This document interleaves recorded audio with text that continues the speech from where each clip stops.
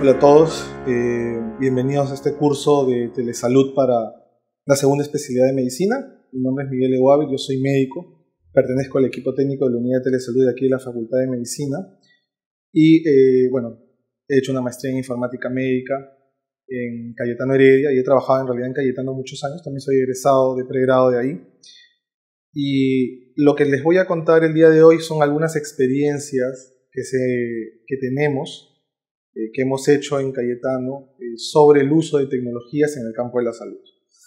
En realidad hay muchas más, pero estas son dos probablemente de las más interesantes que he liderado, que tiene que ver con el uso eficiente de las tecnologías para mejorar un problema en salud pública, ¿no? Ahorita vamos a ver de qué se trata. ¿Qué es la informática biomédica? Que es como que el gran paraguas en lo que nos encontramos en esta problemática, ¿no? La informática médica o biomédica es el campo interdisciplinario, entendiendo como interdisciplinario personal, profesional, que maneja otras áreas también, ¿no? Entonces tienes médicos que tienen conceptos de programación, tienen conceptos de tecnología, del uso de las tecnologías, tienes ingenieros que también conocen sobre el campo de la salud, sobre la estructura de salud, etc., ¿no? Entonces, esta interconexión entre profesionales interdisciplinarios da mejores resultados, ¿no? Eso lo hace diferente a ser multidisciplinario. ¿Y cuál es el objetivo de la informática biomédica? Básicamente es usar los datos, convertir estos datos y darles un sentido, convertirlos en información, ¿no? Una información que pueda ser interpretada, y esta información poder analizarla, ¿correcto? Poder hacer estudios de evidencia y a partir de ahí generar conocimiento, ¿no? Que es toda la lógica que nosotros tenemos en el campo de la medicina. Es tener los datos, generar datos, convertirlos en información, a evaluar esta información, estudiar la información y convertirla en conocimiento biomédico, que es cuando generamos un paper, por ejemplo. ¿Y pero para qué sirve eso? Para tomar decisiones, ¿correcto? Nosotros, y van a ver en el transcurso, no solamente del curso, sino cuando lean muchas otras iniciativas, la tecnología avanza de una manera acelerada y muchas de estas tecnologías aún no están probadas en el campo de la salud y se sacan al mercado de manera muy rápida. Entonces, ¿para qué sirve la informática biomédica? Tengo esta tecnología, así como si fuera un fármaco, y la tengo que probar en el campo si es efectiva o no. Entonces, a partir de ese conocimiento, yo puedo tomar decisiones y decirle al Estado o decirle a una clínica privada, si quieren verlo desde el lado privado, esto que he creado o esto que hemos desarrollado en equipo sirve para el objetivo que tú estás buscando, ¿no? Entonces, no se trata solamente de crear una nueva tecnología, sino también de generar evidencia a partir de ello. Y esta definición tiene que ver con la Asociación Americana de Informática Médica, ¿no? Pero ¿cuál es la relevancia del campo de la informática médica o de la informática biomédica? Primero, que son básicamente tres. Número uno es entender las necesidades de los usuarios. Y hay dos tipos de usuarios en el campo de la salud. Está el usuario asistencial, el usuario médico, y bueno, también las enfermeras, las obstetrices, etc. Y el usuario paciente. Entonces, los médicos o el personal de salud tiene una necesidad y los pacientes también tienen una necesidad. La idea es empezar a entender qué necesidades tienen ambos y llegar a tener iniciativas que puedan solucionar el problema de uno, por ejemplo, pérdida de información, ¿no? O que un paciente no recuerde bien lo que está tomando, etcétera, que puede ser un dolor que tienen los médicos, y en el caso de los pacientes buscar calidad, buscar mejor atención, una atención más humanizada, etcétera, ¿no? Entonces tenemos que entender las necesidades de ambos sectores para crear una solución. Lo otro que es importante es que hoy por hoy la información no está en la historia clínica, ¿no? La información en salud de un paciente no está en la historia clínica. Eso es importante tenerlo en cuenta. La información de un paciente está en absolutamente todo lo demás que hace fuera del ambiente clínico. Desde el Facebook, si quieren ver algo de salud mental, desde las compras que pueda hacer en un supermercado para saber qué tipo de alimentos está comiendo o no, lo que compra en la farmacia, etc. Toda esa data existe en el mundo, pero no está estructurada, como lo dice en el segundo ítem, ¿no? Integrar y aplicar grandes cantidades de datos e información dinámica incompleta y ambigua en el campo de la salud. Nosotros tenemos un montón de información que genera una persona al día, ¿no? Desde sus llamadas, desde cuánto caminó si es que tiene un reloj inteligente, ahora los celulares también te dicen cuántos pasos has hecho durante el día. Toda esa información en salud existe y no está estructurada, y es importante capturar esa información, que es la información más valiosa que nosotros podemos tener. La informática biomédica, a través de herramientas como Big Data o Data Mining, trata de recuperar esa información para que tenga un impacto en salud y pueda uno evaluarlo para tener un impacto en salud. Y finalmente, nuevamente, probablemente sea un poco repetitivo, pero todo esto no sirve si uno no evalúa lo que está haciendo. Entonces es generar evidencia en el campo de los sistemas de información, tanto biomédicos como de la salud, ¿no? Y encontrar metodologías para saber si estas estrategias funcionan o no. Esta es una lámina muy interesante porque es clave en que se entienda que la informática biomédica no es igual a la bioinformática. ¿Sí? La bioinformática tiene que ver con ciencias básicas, con el uso de las herramientas en ciencias básicas que pueden ayudar a un paciente a solucionar un problema. ¿Correcto? Pero no es el único campo que tiene la informática biomédica. Ahí van a haber 3 más, perdón. Está la informática en imágenes, que tiene que ver con el procesamiento de la información, no solamente a nivel de imágenes médicas radiológicas, sino también de laboratorio, como patología, etc., ¿no? Existe un tercer campo, que es la informática clínica, que tiene que ver con los datos clínicos, ¿correcto? Los datos de la historia clínica, en este caso la historia clínica electrónica, que puedan generar alguna respuesta eficiente en el paciente. Por ejemplo, un sistema de soporte de toma de decisiones te puede ayudar a decir que un paciente tiene una alergia a un medicamento, un RAM. Supongamos que un médico no le tome atención a que el paciente tiene un RAM e indique que tiene en la historia clínica electrónica que le va a recetar algo que al paciente le puede generar una alergia. Entonces el médico dice, ok, no me interesa, le doy clic. La enfermera le llega otra alerta diciéndole, el medicamento que le vas a poner le puede generar una alergia.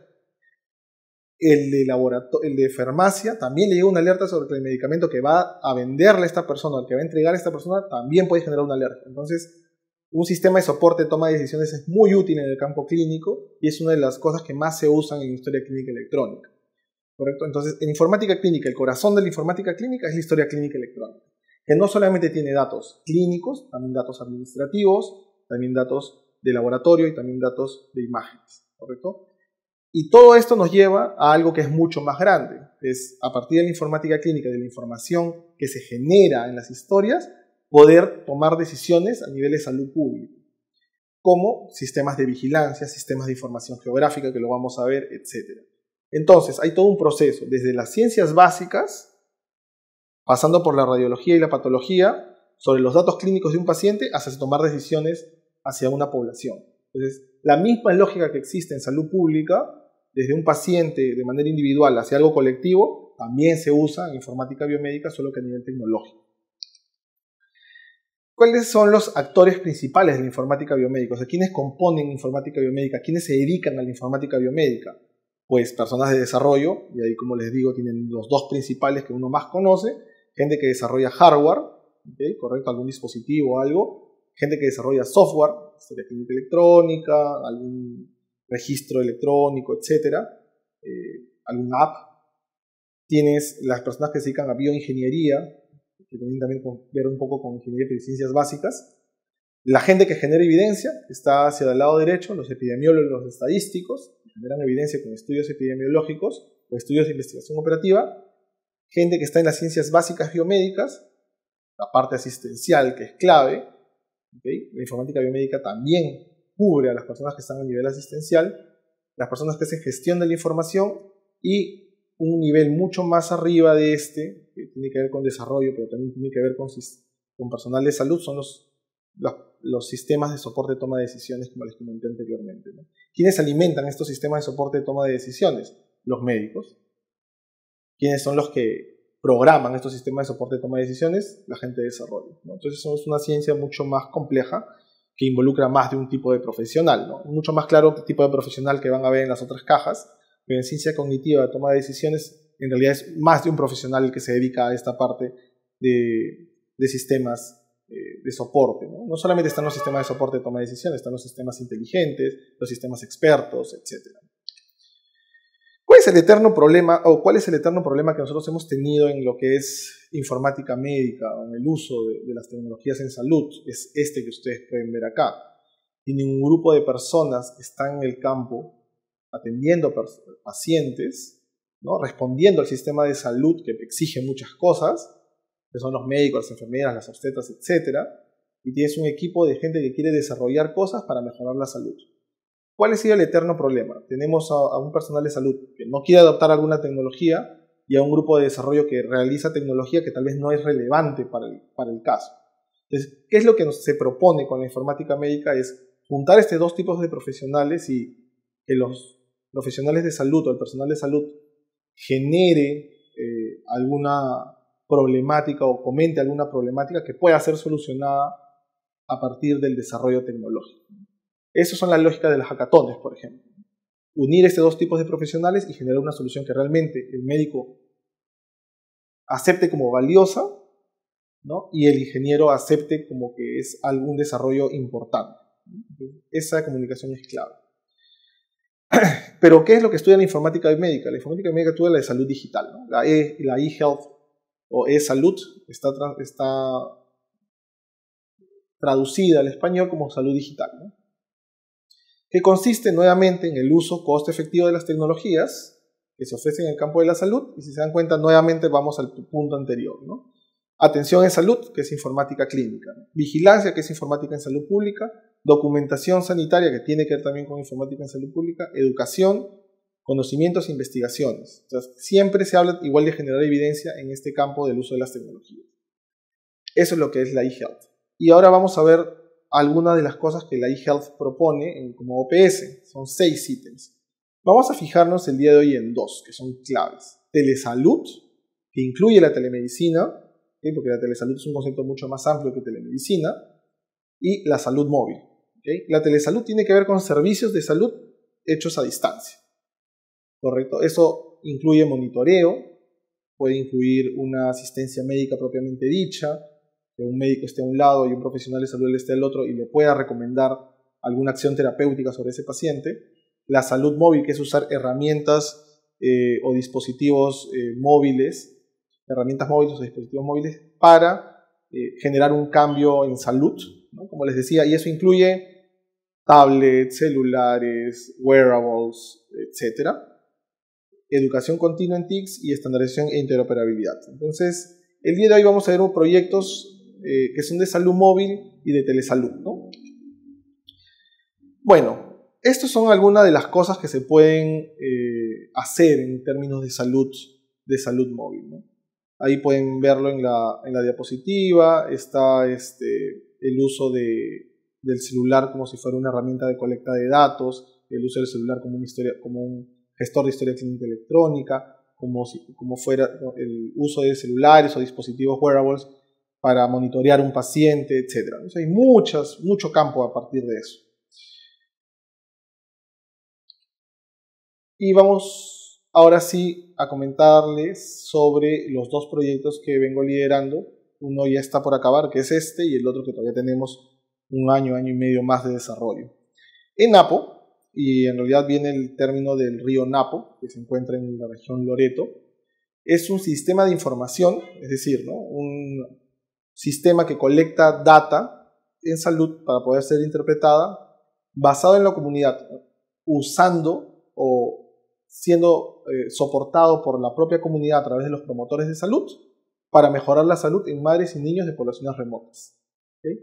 Este proyecto fue financiado por Orange Challenges Canada y en septiembre, justo este mes, vamos a terminar la implementación y evaluación del proyecto. Los datos que vamos a tener ahora son un poco preliminares. ¿Cuál es la lógica del proyecto? ¿No? Tenemos un grupo de gestantes que están en la comunidad a las que les hemos entregado un dispositivo vestible, la traducción al español, un wearable. Este wearable tiene un sistema de alertas.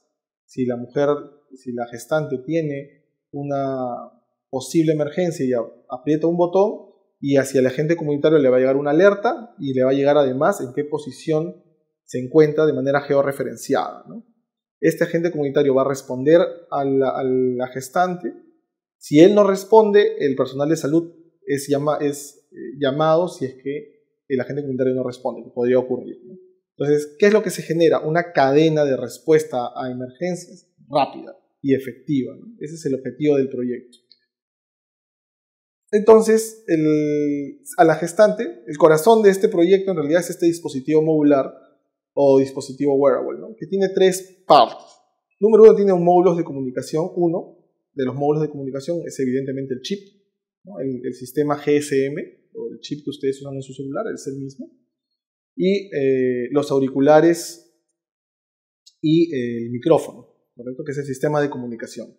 Al medio está el núcleo del dispositivo, que tiene que ver con la información que se va generando, ¿no? Con la información que se va guardando.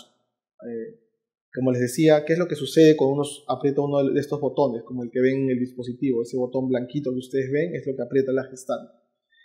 Una vez que la gestante aprieta ese botón, se generan 2 tipos de informaciones. Número 1, se genera una llamada al promotor de salud. Y si esa llamada no es respondida, automáticamente el dispositivo llama al centro de salud, a 2 números que ya están anexados a este dispositivo. Y lo otro que genera es un mensaje de texto que alimenta estos software que se han creado con las coordenadas de ubicación de GPS. Entonces la gestante aprieta ese botón, el dispositivo es más o menos de este tamaño, aprieta el botón y hace una llamada al promotor de salud, y además al promotor de salud le llega una alerta de dónde está esa mujer exactamente, y esa tecnología ha sido desarrollada simplemente por un mensaje de texto que es interpretado por el sistema de información.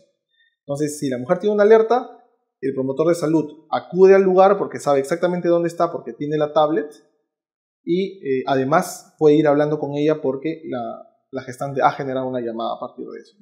Y finalmente el otro módulo es un módulo de energía, ¿no? Es una batería por el momento, pero estamos analizando poner un pequeño panel solar a este dispositivo.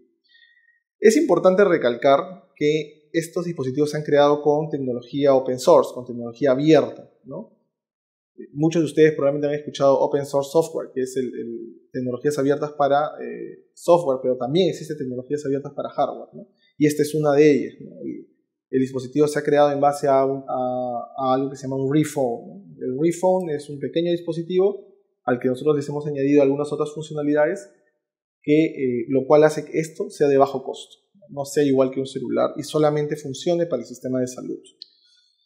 ¿Dónde se ha implementado el proyecto? Se ha implementado en la cuenca del Napo, ¿correcto? ¿Dónde está la cuenca del Napo? Para llegar a Santa Clotilde, que es el punto más alto al que nosotros hemos llegado, porque en realidad el Napo va hasta la frontera con el Ecuador en Cabo Pantoja, se desplaza 30 minutos a 40 minutos en deslizador de Iquitos a una localidad que se llama Mazán. En Mazán 10 minutos pasa al otro lado de la isla y toma un deslizador hasta Santa Clotilde. ¿Cuánto demora ese tramo? Aproximadamente entre 5 a 6 horas, que es el punto más alto donde nosotros llegamos. Pero en realidad, si uno quisiera recorrer todo el Napo hasta Cabo Pantoja o hasta Coca, que es el lado del Ecuador, ese viaje podría demorar unas 24 horas o un poco más. Entonces nosotros llegamos a Santa Clotilde, que es un centro de salud que tiene la posibilidad de atender partos, tiene médicos serumistas, tiene médicos contratados también, tiene obstetrices, entonces tiene todo un equipamiento que nos permite que sea nuestro centro base, ¿no? Y tiene tecnología 2G, ¿correcto? Se puede recibir llamadas, etc. Y el centro de salud tiene conexión a internet, es decir, que todos esos mensajes de texto que llegan de la gestante se pueden interpretar en el sistema web que tienen los médicos. Abajo tenemos 2 puestos de salud, el puesto de salud de San Luis de Taxacuraray y el puesto de salud de Santa María de Taxacuraray. Están muy pegaditos entre ellos, como a unos 30 minutos en caminata, ¿no? Y por deslizador, pues 5 minutos. Estos 2 puestos de salud también tienen conexión 2G y están más o menos a 1 o 2 horas de Santa Clotilde, ¿no? 1 hora y media, 2 horas de Santa Clotilde. Entonces lo hemos instalado en 3 puestos, en esos 2 puestos de salud y en el centro de salud que está arriba. ¿Por qué no hemos elegido Negrourco? La tecnología que hemos desarrollado es 2G, que es lo que la mayoría de personas tienen, pero en Negrourco hace muy poco tiempo se le ha instalado tecnología 3G por otro proyecto de otra universidad. Entonces no podíamos desarrollar el proyecto ahí. Y en el caso de Tutapixco sí tiene tecnología 2G, de hecho tiene muchas carencias también, es una de las, tal vez de las localidades más pobres, pero Tutapixco tiene la lógica de ellos no reportan a Santa Clotilde, a pesar de pertenecer a la microred, si no hay Iquitos, porque por la cercanía, ¿no? Tutapixco está bastante cerca de Mazán y de Iquitos, mucho más cerca de lo que estaría de Santa Clotilde. Entonces, todas las transferencias, todas las emergencias se reportan directamente a Iquitos. Esta es la cuenca del río Napo. Arriba van a encontrar la vista del amanecer de Negro Urco. Perdón, arriba es la de Taxacuraray y abajo es Negro Urco. Es una cuenca bastante hermosa, como casi como toda la selva en realidad, ¿no? Como todas las cuencas, no es la única. ¿Y por qué pongo las fotos? Además de que se ven muy bien, es porque la población, en general en zona selva, vive en las cuencas. ¿Por qué? Porque tiene un medio de transporte, una carretera, que es el río. Entonces, la población vive mucho en las cuencas porque es muy lógico estar en un lugar donde el transporte se puede dar. Bueno, este es un poco más específico de lo anterior. Tenemos un grupo de gestantes a las que se le da el wearable, promotores de salud que tienen la información en una tablet y que pueden recibir las alertas, los puestos de salud que tienen computadoras que pueden recibir la información también, y si no hay una respuesta del promotor de salud por la hora o porque el promotor de salud simplemente tiene apagado el celular, etc., la cadena de respuesta nace en el puesto de salud. Tenemos el centro base, que es Santa Clotilde, y cualquier otra contingencia tenemos el Hospital Regional de Iquitos, ¿no? Ahí pueden ver el puesto de salud de Taxacuraray, que está más o menos a 5 minutos probablemente 4 minutos de caminata desde el puerto hasta el puesto de salud. Y si se dan cuenta, en la fotografía, hacia el lado derecho van a encontrar una antena, ¿no? Entonces, el puesto de salud tiene la suerte de tener internet y además la localidad tiene suerte de tener celular 2G, ¿no? En realidad 2.5G, ¿no? De vez en cuando hay conexión a datos. Y el otro centro, que es un poco más grande, que es el centro, es bastante más grande, ya es un centro de salud, es el Centro de Salud Santa Clotilde. Tiene conexión a internet permanente el centro de salud, es decir, los médicos pueden estar accediendo al sistema de manera permanente. Hay conexión Wi-Fi en alrededores del centro de salud. El centro de salud tiene la capacidad también de atender partos, tiene sala de partos, como pueden ver, hacia su lado derecho, un poco borroso, un poco oscuro en realidad. Y esos son algunos de los consultorios que se ven, ¿no? Y hacia la parte de arriba de esos consultorios está la Casa Serums, ¿no? Entonces, ahí todo el personal de salud duerme. Entonces, realmente un lugar que tiene una infraestructura de trabajo bastante interesante que nos ayudó mucho a desarrollar el proyecto, ¿no? ¿A qué nivel de geolocalización hemos llegado? O sea, ¿a qué nivel de precisión tienen estos dispositivos que ustedes ven?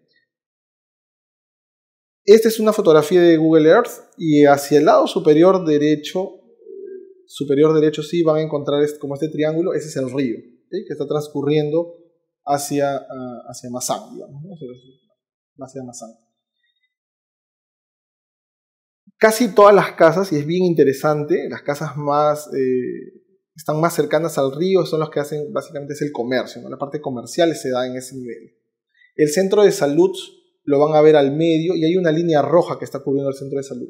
Eso es, cuando nosotros empezamos a disparar alertas para probar el sistema, el nivel de precisión que nosotros llegábamos en el geolocalizador, ¿no? Si se dan cuenta, es toda la caminata que nosotros hicimos hasta llegar a la oficina administrativa. Desde Casa Serums, que es la parte de los techos rojos, por todo el centro de salud hasta la parte administrativa. Entonces, el nivel de precisión que hemos llegado es altísimo, ¿no? Y eso es clave porque es el personal de salud o el promotor el que va a acudir a traer a esta señora. Sabemos que no está a una gran distancia del punto que dice el GPS. Es un GPS bastante bueno. Ok, ese es el primer proyecto. Y es importante aclarar que actualmente estamos en fase de implementación y de cierre. Entonces, los resultados probablemente van a empezar a salir en papers. Probablemente ya saquemos en diciembre un reporte de la parte cualitativa, porque hay algo que no lo dije en la parte anterior, pero estos dispositivos se han desarrollado en base a las necesidades, como les decía, porque así funciona la informática médica, a las necesidades de la población, ¿no? Qué colores tenía que tener, qué características debería tener, tenía que tener más de un botón o 2 botones, Todo eso se ha hecho en base a la parte cualitativa, ¿okay? Aparte de la evaluación cualitativa. Y en el caso del desarrollo del software se ha hecho en base a las necesidades de los obstetrices, que son los que manejan la parte de salud materna en los puestos, en los centros, y también de los técnicos de enfermería, para saber dónde tenemos que poner tal o cual botón. Entonces es clave para hacer que un proyecto funcione. El segundo proyecto que estoy liderando, y que este sí todavía tiene para un poco más de tiempo, es un sistema de información basado en tecnologías para geolocalizar pacientes con arbovirus, en este caso Zika, dengue, chikungunya y malaria, ¿no? ¿Qué es lo que sucedía o qué es lo que sucede en general, ¿no? Primero, es porque también lo decidimos hacer en Loreto, hay un punto bien clave. Loreto tiene el 90% de los casos de malaria del Perú. Entonces, era un lugar donde teníamos que intervenir porque queremos controlar la enfermedad a partir de eso, ¿no? Bueno, uno toma la muestra, que en este caso se toma una gota gruesa y también se toma una muestra confirmatoria. Esta colecta de datos se da en papel, ¿correcto? Esa información en papel va hacia por ejemplo, si pensamos como en el microred anterior, ¿no? Taksha Kuraray colecta los datos de esta persona, envía la muestra y los datos hacia Santa Clotilde los tipea y Santa Clotilde se encarga de subirlo al NOTI-SP para tener una respuesta si este paciente tiene en efecto o no la enfermedad. Ese tiempo, desde que el paciente llegó y se le toma la muestra hasta que se le dice que tiene 100% confirmada la enfermedad, demora 20 días en el mejor de los casos. ¿Qué es lo que nosotros estamos haciendo? Primero, y hay que puntualizarlo, en realidad este proyecto es parte de un círculo de investigación que tiene como proyecto 1 desarrollar tecnologías para pruebas rápidas de Zika, dengue, chikungunya y malaria, ¿no? De pruebas moleculares rápidas. En 1 o 2 horas puedes tener resultado. Entonces, tomamos la muestra del paciente, sabemos si el paciente en efecto tiene o no la enfermedad a través de una prueba molecular, es decir, estar 100% seguros de que el paciente tiene malaria o no. Eso se sube a través de un aplicativo móvil, ahí es donde viene el tema de salud móvil, y esta información que se sube en el sistema móvil va directamente a un servidor en la nube. Este servidor en la nube interpreta esa información y genera mapas que nos pueden ayudar a saber o conocer si existe un posible brote o no de alguna enfermedad específica. ¿Cómo funciona eso? Aquí está, ¿no? Este es el sistema web que ya está implementado y que se va a empezar a probar en enero. Hacia su lado derecho van a encontrar el mapa del Perú y hacia dónde está Iquitos, ¿okay? Iquitos es un lugar muy particular, no sé si todos lo saben, pero se llega en avión, no existe carretera Iquitos. Iquitos es prácticamente una isla. Entonces es un lugar que si bien es urbano, entre comillas, la mayoría de enfermedades, la mayoría de personas que tienen malaria se encuentran en la zona alrededor de Iquitos también. Entonces es zona periurbana. Se hizo el piloto en 3 zonas, en 3 puestos de salud, Iztococha, Rumococha y Santo Tomás. Ahí se dan cuenta cómo se han formado los conglomerados. Esos solamente son los casos que se han tamizado. ¿Y qué nos permite hacer ¿para qué sirve un sistema de información geográfica? Hacia su lado izquierdo lo van a ver, ¿no? Generar mapas de calor. ¿Y qué es un mapa de calor? Nos da la posibilidad de conocer si ahí se ha dado un brote o no.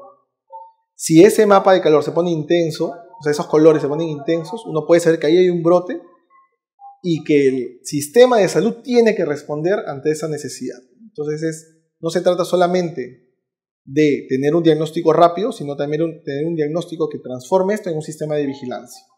Esto es un sistema de vigilancia, va más allá de la informática clínica, está en el campo de la informática en salud pública y está en el campo de la telesalud también, porque lo que hace es estos reportes los puede tener el director regional o el ministerio y poder responder ante esa necesidad de manera oportuna, ¿no? Entonces, o llamar y decir qué está pasando en el centro de salud, ¿no?